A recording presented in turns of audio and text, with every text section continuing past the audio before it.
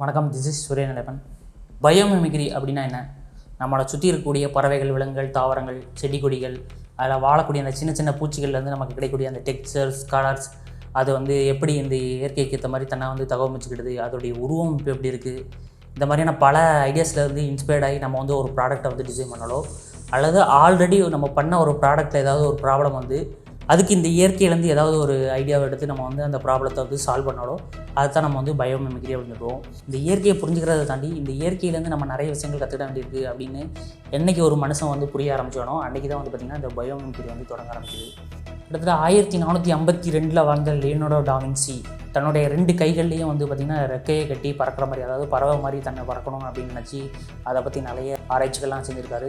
இது பல வருடங்கள் கழித்து ரைட் பிரதர்ஸ் அதை சக்ஸஸ்ஃபுல்லாக முடிச்சிருக்காங்க. இந்த மாதிரி பல சக்ஸஸ்ஃபுல்லான ப்ராஜெக்ட்ஸ் அண்ட் அப்கமிங்கில் வரக்கூடிய ப்ராஜெக்ட்ஸ் பற்றி தான் இந்த பயோமிமிக்ரி சீசன்ஸில் நம்ம பார்க்க போகிறோம். வாங்க பார்க்கலாம். நம்ம இந்தியாவை பொறுத்த வரைக்கும் கிட்டத்தட்ட ஒரு 350 ஜிகாவாட்ஸ் அளவுக்கு நம்ம கரண்ட் ப்ரொடியூஸ் பண்ணுறோம். இதில் மேக்ஸிமம், அதாவது கிட்டத்தட்ட ஒரு 51% அளவுக்கு நம்ம தெர்மல் பவர் பிளான்ட்டாக தான் நம்ம இருக்கோம். இதோட யூசேஜை நம்ம வருங்காலத்தில் குறைக்க வேண்டிய சூழ்நிலை நமக்கு உருவாயிருக்கு. ஏன்னா இது ஏற்படுத்தக்கூடிய pollution, land pollution and water pollution and air pollution, கிட்டத்தட்ட ஏரில் பார்த்திங்கன்னா கிட்டத்தட்ட நைட்ரஜன் ஆக்சைடை ரிலீஸ் பண்ணுது, சல்ஃபர் டை ஆக்சைடை ரிலீஸ் பண்ணுது. இது மூலமாக உயிர்கள் வாழ முடியாத சூழ்நிலைகள் உருவாக்குற அளவுக்கு இது பொல்யூஷன் ஏற்படுத்திகிட்டு இருக்குது அப்படின்னு. அதுபோக வர வர நிலக்கரியோட கட்டுப்பாடும் அதிகமாகிட்டே இருக்குது. ஸோ அடிஷ்னலாக நம்ம இன்னொரு சோர்ஸை நோக்கி நம்ம போக வேண்டிய ஒரு சுச்சுவேஷன் உருவாயிருக்கு. இதுக்கு அடுத்ததாக நம்ம அதிகப்படியாக யூஸ் பண்ணுறது பார்த்திங்கன்னா ஹைட்ரோ, பயோ இதெல்லாம் யூஸ் பண்ணிகிட்ருக்கோம். அதை தாண்டி நம்ம அதிகமாக யூஸ் பண்ணுறது இந்த சோலார் அண்ட் விண்ட் சோர்ஸை தான் நம்ம அதிகமாக நம்பியிருக்கோம். சோலார் மேக்ஸிமம் ரெசிடென்ஸ் அண்ட் கமர்ஷியலுக்காக நல்லா யூஸ் ஆகுது. பட் அதோடைய எக்ஸ்பென்சிவ் ரொம்ப அதிகமாக இருக்கிறனால இன்னும் ஒரு மிடில் கிளாஸை இன்னும் ரீச் ஆக முடியல. அதால் விண்டை பொறுத்த வரைக்கும் என்னென்னா மேக்ஸிமம் கமர்ஷியல் தான். அதோடைய மேனுஃபேக்சர் பண்ணுறதுக்கும் அதை டிரான்ஸ்போர்ட் பண்ணி கொண்டு வர சார்ஜஸ் என்னென்னா எக்ஸ்பென்சிவாக இருக்குது. அதுபோக அது ஃபிக்ஸ் பண்ணுற இடம், அந்த லேபர் காஸ்ட், மெட்டீரியல் எல்லாமே அதிகமாக இருக்குது. அதோடைய ட்ராபேக்ஸ் பார்த்தோன்னா நாய்ஸ் பொல்யூஷன் உருவாகுது. அதுபோக அந்த சீனியரை எங்களால் என்ஜாய் பண்ண முடியல. ஸோ அது ஒரு விசில் பொல்யூஷனாக இருக்குது அப்படின்ட்டு அது மேலே நிறைய ட்ராபேக்ஸ், கம்ப்ளைண்ட்ஸ்லாம் இருக்குது. அதில் மிக உயரமாக இருக்கிறதுனால அது பறவைகள் மோதி நிறைய உயிரிழப்புகள் உருவாக்குது.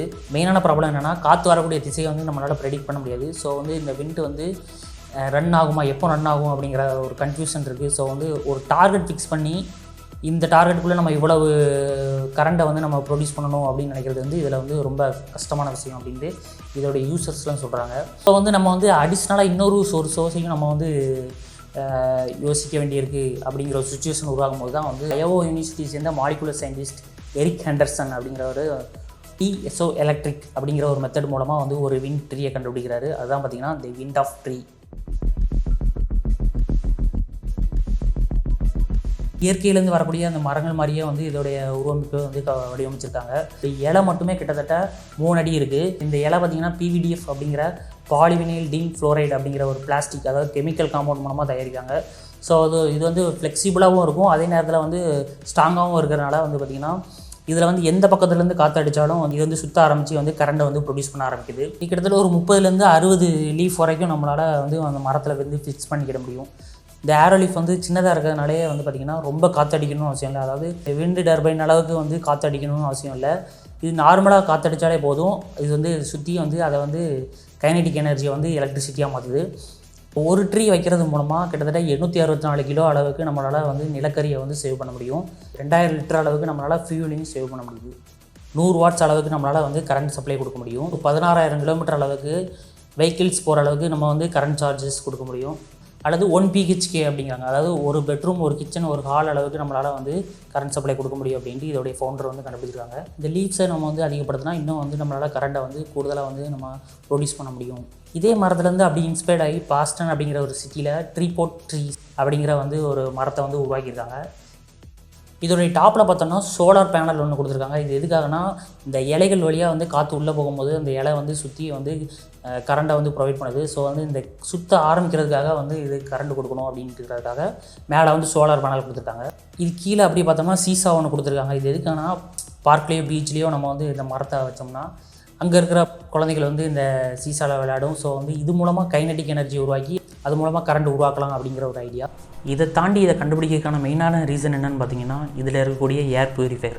அதாவது மனிதர்களுடைய லங்ஸில் இருக்கக்கூடிய ஆல்வோலி அப்படிங்கிற ஒரு டியூப் வந்து என்ன செய்யும் பார்த்தீங்கன்னா கார்பன் டை ஆக்சைடை வந்து ஃபில்டர் பண்ணி ஆக்சிஜனை மட்டும்தான் வந்து நம்மளுடைய உடம்புக்குள்ளே செலுத்தும். இதிலேருந்து இன்ஸ்பயர்ட் ஆகி தான் வந்து பார்த்திங்கன்னா இந்த ஏர் பியூரிஃபையரை வந்து கண்டுபிடிச்சிருக்காங்க. அட் அ டைமில் ஏர் ஃபில்ட்ரேஷனுக்கும் உதவுது, அதே நேரத்தில் வந்து கரண்ட்டையும் ப்ரொடியூஸ் பண்ணுது. இந்த ப்ராஜெக்ட்டை பொறுத்த வரைக்கும் இன்னும் வந்து இது பார்த்திங்கன்னா ரிசர்ச்சில் தான் போயிட்டுருக்கு, வந்து இன்னும் இம்ப்ளிமெண்ட் ஆகலை.